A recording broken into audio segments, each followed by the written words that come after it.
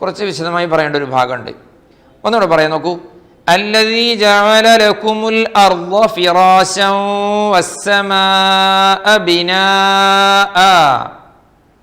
ശരിക്കും ശ്രദ്ധിക്കണേ, ബിനാഅ കണ്ടല്ലോ. അതിനുശേഷം നോക്കൂ, വഅൻസല മിനസ്സമാഇ മാഅ. ശ്രദ്ധിച്ചു.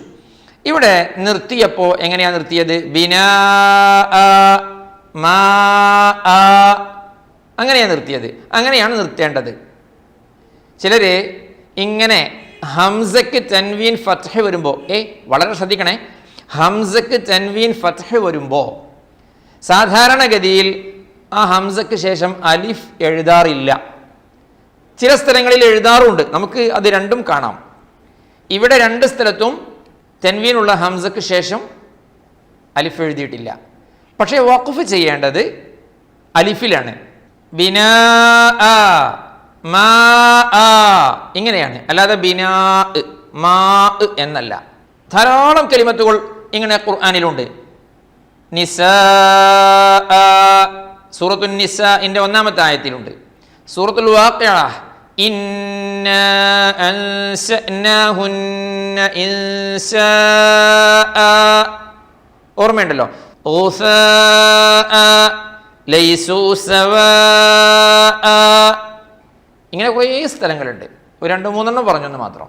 ഇവിടെയൊക്കെ നിർത്തേണ്ടത് അലിഫിലാണ് നിർത്തേണ്ടത്, അല്ലാതെ ഊസാ നിസാ എന്നല്ല. ഇനി ചില സ്ഥലങ്ങളിൽ ഹംസക്ക് ശേഷം അലിഫ് എഴുതാറുണ്ട്. ഇത് നോക്കൂ, ജുസ് ആ,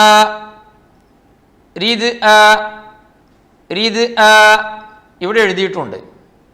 ഇത് എഴുത്തുമായി ബന്ധപ്പെട്ട ഒരു വിഷയമാണ്.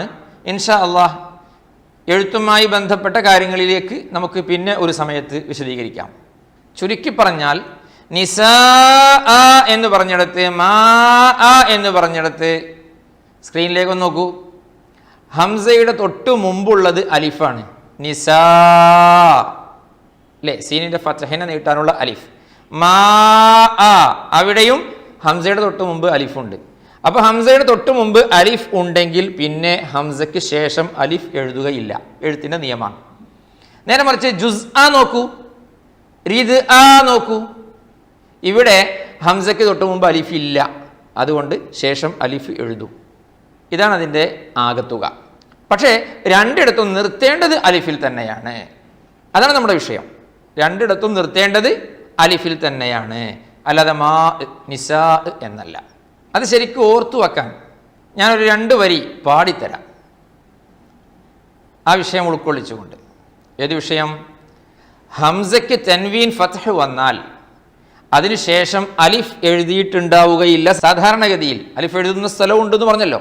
അലിഫ് എഴുതിയില്ലെങ്കിലും വഖഫ് ചെയ്യുമ്പോൾ അലിഫിൽ ആണ് വഖഫ് ചെയ്യേണ്ടത് എന്നാണ് പറഞ്ഞതിൻ്റെ ചുരുക്കം. ഇതൊന്ന് കേട്ടു നോക്കൂ.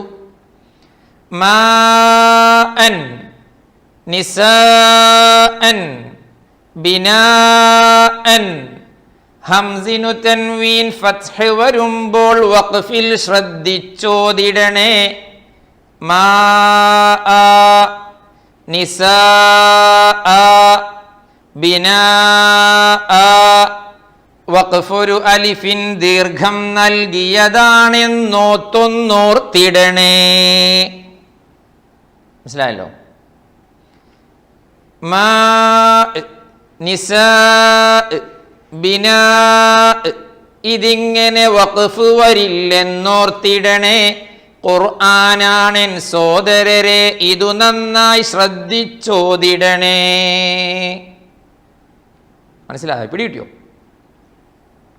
ഒന്നുകൂടെ പാടണോ? എന്നാ കേട്ടോളൂ. മാഅൻ നിസാഅൻ ബിനാഅൻ. ഹംസിനു തൻവീൻ ഫത്ഹ് വരുമ്പോൾ വഖഫിൽ ശ്രദ്ധിച്ചോതിടണേ. മാഅ നിസാഅ ബിനാഅ.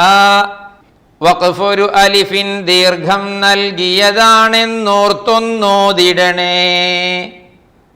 മാഅ നിസാഅ ബിനാഅ. ഇതിങ്ങനെ വഖഫ് വരില്ലെന്നോർത്തിടണേ.